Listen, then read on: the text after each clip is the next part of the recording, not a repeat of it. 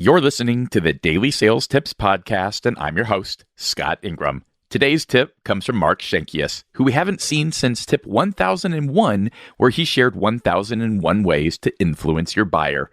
Mark is the founder of ROI 10, where he helps sales professionals get better at dealing with buyers.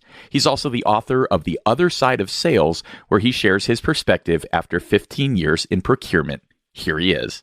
Hi, everyone. Today I'm going to share a true story with you. The interesting part is that this happened to me about 15 years ago, and somehow I still remember it vividly today.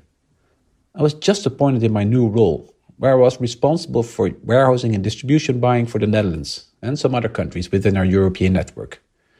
We have been working with a logistics provider for some years, and I guess we both got a bit complacent over the years. We had frequent management meetings discussing topics such as service level, quality, pricing, and continuous improvement. However, there was no real energy in those meetings.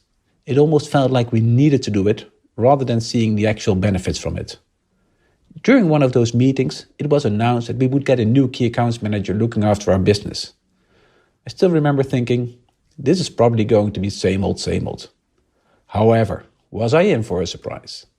This person was the first key accounts manager I had ever met who was thinking from our perspective rather than theirs. And what a blessing this was.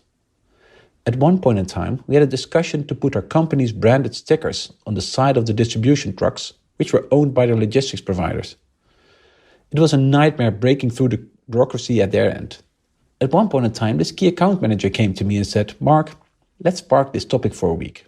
Obviously, I asked him why, and he said, "Well, next week, my manager is on holidays. Normally, he needs to sign this off.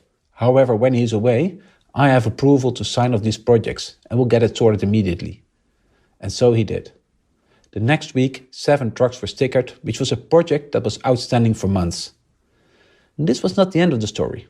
On multiple occasions, this key accounts manager delivered more than we could expect from him. And even though this happened about 15 years ago, till this day, I still remember it very well. As a matter of fact, I am still in contact with him today, and we meet up about twice per year to catch up. The moral of this story is that I believe you have an obligation as a sales professional to wow your customer. This is an excellent way to build an emotional connection with your buyer. I know you often have conflicting targets, such as price or payment terms. However, try to think from their perspective. Try thinking with your buyer rather than against them. This will generate the wow factor you need. Happy negotiations, everyone. For more insights from the professional buyer's perspective, definitely check out Mark's book, The Other Side of Sales. And as always, we'll have links to that and more for you at DailySales.Tips/1060. Once you've clicked over there, be sure to click back here for another great sales tip. Thanks for listening.